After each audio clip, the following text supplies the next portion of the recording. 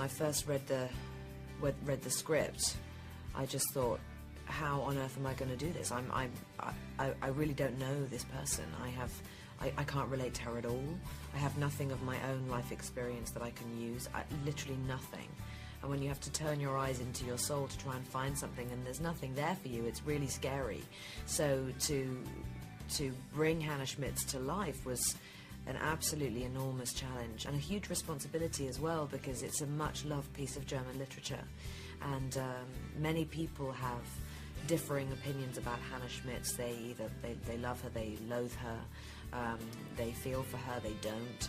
And I had to hang on to my instincts about who she was and just really be very kind of interior and private about that in order to kind of have something that was solid inside me to get me through it.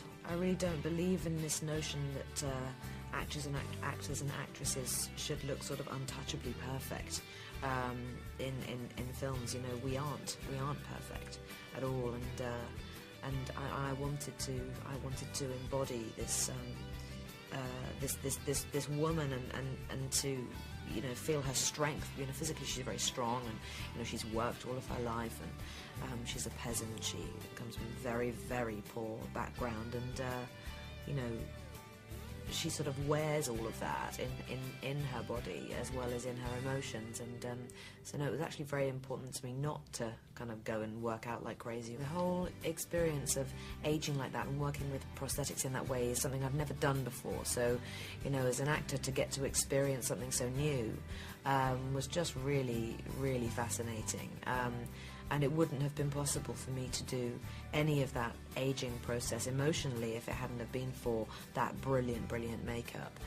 It was exhausting, you know. It took 7 hours to put on every day, and the bodysuit weighed about 15 pounds.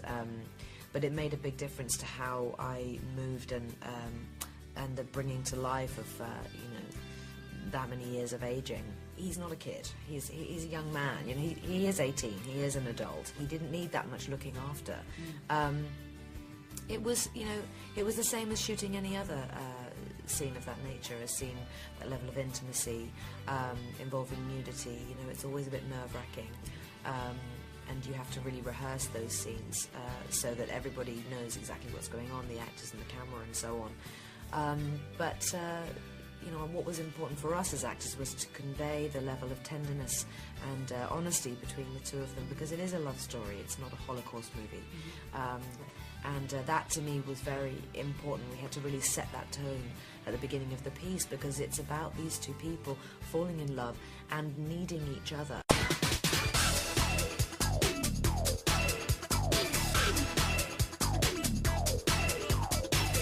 So wonderful, and I really wanted to honour the novel and be everything for this character that Bernard Schlink, who wrote the novel, had thought that Hannah Schmitz really was, and so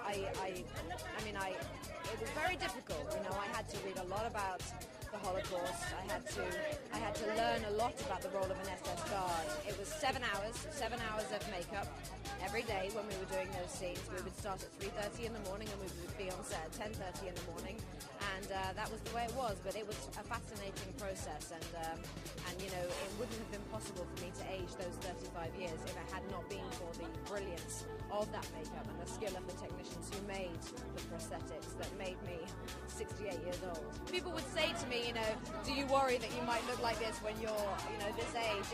And that just didn't occur to me at all. I was just so impressed by the work that everybody had done on this makeup, and so excited to, you know, to make it move and bring it to life. It was no different, to be honest with you, than it would be with any actor. You know, I've always really enjoyed the experience of working and collaborating with actors. I love the company of actors and directors, and you know, with David, we got along so well, and just to be there for him, you know, just to make him feel that he didn't have to do anything that was frightening by himself, to know that I understood, and to know that I had also been there too.